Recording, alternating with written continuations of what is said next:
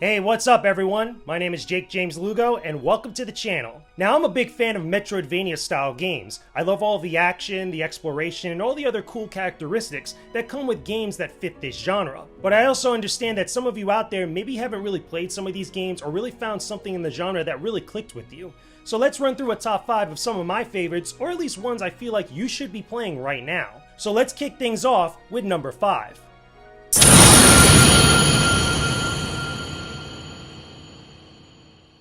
Castlevania Symphony of the Night. This might seem like a given, but I feel like you can't tackle a list about this genre without giving major props to the one that really started it all. I feel like the genre really got started with Castlevania Symphony of the Night. The game takes the foundation laid out by Super Metroid on the Super Nintendo and adds RPG elements to the platforming and exploration. This gives players a bigger incentive to explore and venture off into unknown areas of Castle Dracula.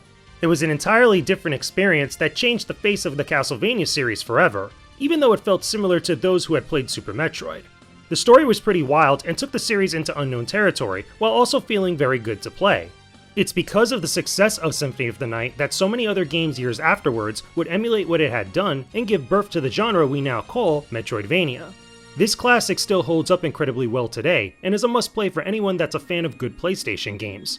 You could pick up Castlevania Symphony of the Night right now inside the Castlevania Requiem collection, which also comes with Rondo of Blood. If you want more details about both games, make sure you check out the reviews I did for each one of them here on the channel. They will give you all the details that you need. For an honorable mention, I want to give some shine to Dead Cells. It's a roguelike Metroidvania hybrid that really evolves a lot of the big characteristics of the genre, but applies them to a procedurally generated setting that keeps you coming back for more each time you're defeated. You're continuously searching for new loot in each stage, while trying out new combinations of weapons and sub-weapons for varying effects. Unfortunately, the game didn't get the best attention when it first released, because of this moron over here. Eventually, more people played it on Nintendo Switch and PC, and it rightfully got recognized for the fun and interesting experience it offered for the Metroidvania genre. Imagine that, a completely original and insightful take on Dead Cells. Who would have thought it was so easy to do? Am I right?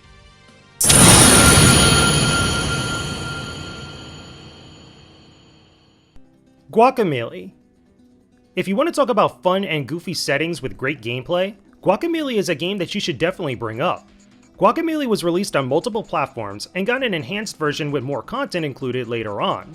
The game takes place in a small village in Mexico, where luchador wrestling is everything.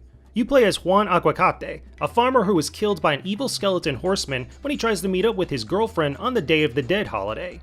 Juan is sent to an alternate realm and is revived by a luchador named Tostada through the use of a magical luchador mask. If that doesn't sound incredibly wild to you already, trust me, it gets even weirder and more over the top. Outside of that, the game has solid controls and incredibly clever platforming challenges that are right up there with the best of the genre. I highly recommend that you check this out if you're into games with a fun sense of style, or if you're just a fan of Latin American culture. It could get cheeky, but Guacamelee has a lot of reverence for the culture that inspired it. So I have to say that the honorable mention I want to include here has to be Dandara. I've been wanting to tackle this game in a full review for a while now. Maybe if I'm lucky, that'll happen sometime soon. But I bring this game up because, like Guacamelee, Dandara is an interesting Metroidvania game that showcases a lot of the cultural influences that it was inspired by. It was developed by Brazilian studio Long Hat House and published by Raw Fury Games. Dandara mixes up the Metroidvania gameplay with an element of inverted gravity, allowing you to traverse environments with great speed and tackle puzzles in new ways. I absolutely dig the style of this game with its pixel art and the great sounding music, but I really love how free-flowing it could feel to jump around between platforms and fight enemies. The game got an expanded version as well sometime after its initial release called the Trials of Fear Edition, which had more content and other new updates. Like I said, I'll tackle this game in full sometime, but I had to mention it on this list for Metroidvania games that you really should play. It deserves to be in your gaming library.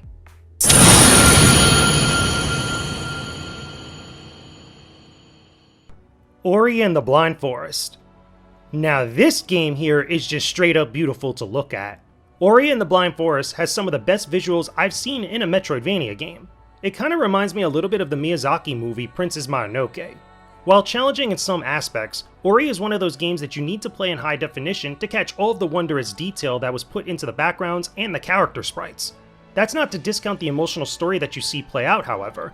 Don't get me wrong, this game packs quite the emotional gut punch in a few places. I remember first seeing Ori and the Blind Forest during the Microsoft press conference when I was attending E3. The game immediately resonated with me with its gorgeous visuals and the fantastic music that just hits all the right chords. Seriously, if you never played Ori and the Blind Forest before, you really need to do so. It's out on Xbox One and Nintendo Switch currently, so don't waste your time and pick it up when you have the chance. Honorable mention here goes to The Messenger. This game came super close to making it on my list. Even now thinking back on it, I could have substituted a few titles for this one. But if you love 8-bit and 16-bit action platformers, this game will speak to you like it did to me. I love the gimmick of going between the two different visual styles, which shows the passage of time. But I'm also a big fan of self-aware humor that lightens up a lot of the game's tougher moments. But more than anything else, it's the controls and the platforming that make this game absolutely fantastic. Like I said, you could easily drop this game into this list, but it was just shy enough from it that I had to give it an honorable mention. I'd say pick it up when you have the chance on Nintendo Switch or any other platform. It really is that good. So as I mentioned before, there's just so many games that are part of this genre that I can't mention everything on this list. There's a lot of great ones to choose from too. There's some games that people really have a strong affinity for or really love in some way, including games like Axiom Verge, Shadow Complex, SteamWorld Dig, Cave Story, the Mega Man Zero and ZX games. I just started playing those as part of that collection. There's a lot out here, but I haven't really spent a lot of time with those games, or at least sat down to really play them. Again, there's just so many, and you have to spend a lot of time actually exploring them to get the full effect. But with that being said, all of these games that I mentioned up to this point are still great games that really showcase some cool elements of the genre, and the ones we're going to get into now are even more than that, or at least the ones that I have the most strongest connection to. So let's continue the list because these games are pretty darn awesome.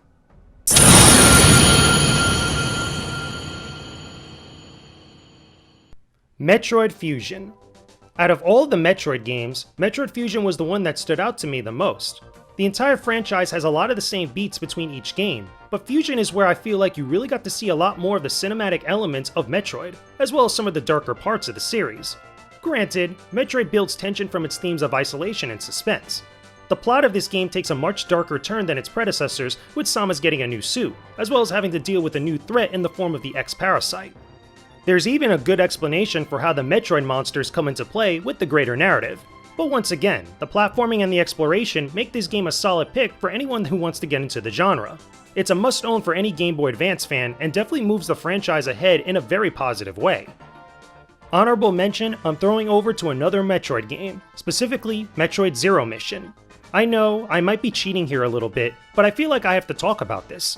This game is a remake of the original Metroid on the NES, but with new visuals and a number of gameplay tweaks. Plus, it has a bunch of bonus content that expands upon the story of the original game.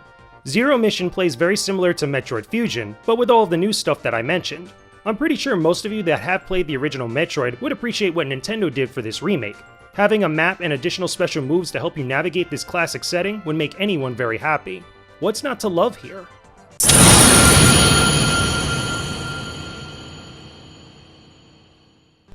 Dust and Elysian Tail.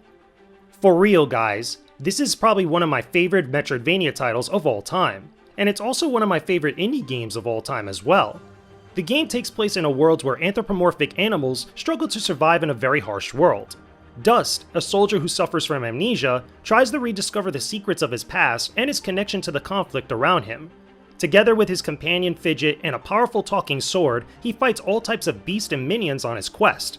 This is one of those games that surprised me in the most visceral way possible, with a few gut-wrenching moments and powerful twists that stood with me long after I finished the game. But besides that, the action and the visuals are absolutely fantastic here.